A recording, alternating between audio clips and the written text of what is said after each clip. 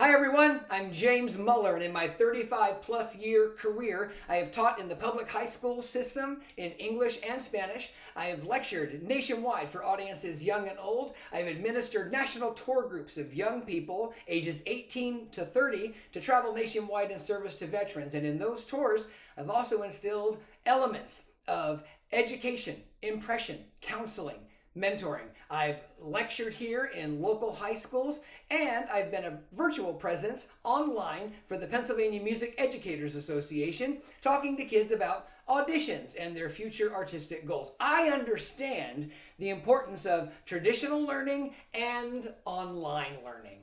Now, these two approaches have some similarities. In both traditional and online learning, you have a teacher, a facilitator, someone who is going to take the reins of that educational journey and make sure everything is in preparation for the students. You also have the opportunity for succinct, clear instructional goals. Success is the key and the goal of every educator for his or her classroom. I tell my kids all the time, there's not a teacher in our building that wants you to fail. We want to equip you. And that's an important tenet to keep. So again, in both elements, traditional and online, you have a facilitator and succinct instructional goals.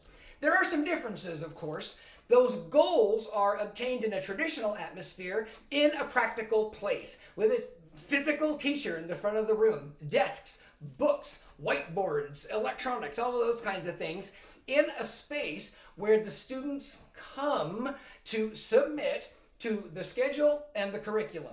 In an online platform, it's different. The platform kind of comes to them. The student can access that platform, download the information, and in most cases, navigate that journey at his or her own pace with regard to deadlines and things like that. For example, our kids during COVID got their assignments at the beginning of the week and had to have them done within a week. But how they navigated their time or scheduled their study time was completely up to them. So that's one difference.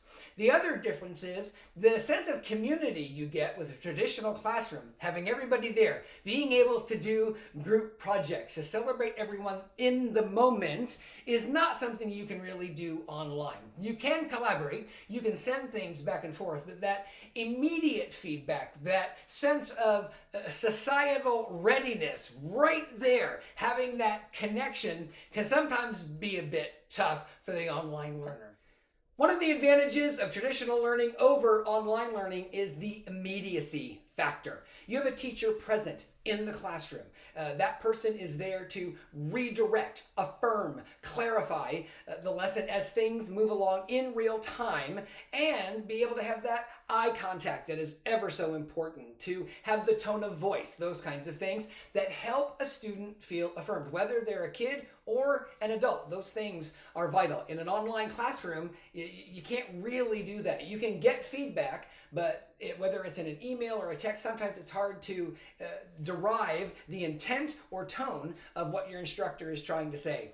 The other benefit of traditional over online is the fact that you have access to the facilities, these theaters, science labs, field trips, all these other practical, again, pragmatic, touchable, tangible things that edify and build up and make the educational experience that much more fulfilling. You can't have those things in the online classroom.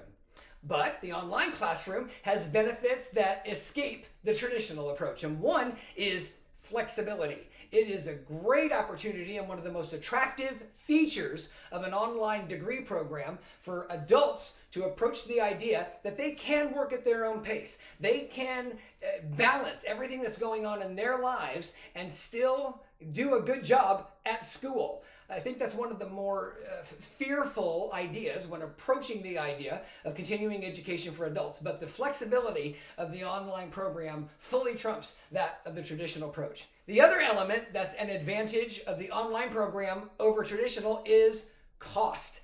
Studies show that an online degree can cost 60% less than a traditional degree. And man, that's a substantial difference. And another main attraction, another draw for the adult to pursue an online program. Adult learning theories apply to both arenas, whether it's traditional or online. And the biggest element that I think applies to both is the idea of why. Students want to know, why are we learning this? What's the point? I don't get it. And adults want to as well. Now, those perspectives come from two different arenas. The kids have no previous knowledge to bring with them. They've never read The Great Gatsby. So when we start reading that, they roll their eyes. They just don't understand the rationale. Adults, when they come to the classroom, bring with them some experience, and that's where experiential learning can come in too as well. But the idea of providing them a rationale alleviates frustration. I know when I've taken grad classes and I start with things that I already know or I've already done a million times, I get really frustrated. I'm a very impetuous person, as you can probably tell. And I want to understand where we're going. I want to understand the reason we're taking this journey or doing this exercise or using this resource. Providing that rationale, again, can alleviate frustration in the adult learner. It will answer the reason why. We as teachers want to present our instruction effectively, and there are many, many elements that go into a successful implementation of the educational journey. For me, I think motivation is key. We have answered that question, why we're learning this, given the rationale. Now we've got to keep everybody motivated. One of the ways I do that in both online and in traditional classrooms is to include the names of the kids in the exercises that we're doing. If it's a Spanish thing, I will make sure to put their names in the Spanish sentences that we're translating, or if we're conjugating verbs, make sure that they're part of the lesson. There are usually a few giggles or signs of recognition, but most kids love it. Now I have to know the kids to be able to do this, and I always ask permission before I do it. I never want to put anybody on the spot. I think the same is true for adult learners. In the grad classes I've taken, when a professor has taken the time to get to me, whether text or email, to ask a question about something specific I have said or written, I know that they have paid attention, that they have given that affirmation, that they have looked at what I've provided and want to know a little bit more. That makes me feel seen, and all people want that. The difference, of course, in implementing that idea in traditional and online, again, is that immediacy factor. If you're in the classroom, in the moment, and you just heard that day that Johnny got a touchdown at the homecoming game, you can include that in your lesson. Everybody celebrates. By the way, an aside, I always make sure to include all the marginalized kids too. I just don't focus on sports. I focus on the arts, academics, citizenship. You want to make sure that you're providing a blanket that covers all of your kids. No one should feel left out. Again, they all need to feel seen.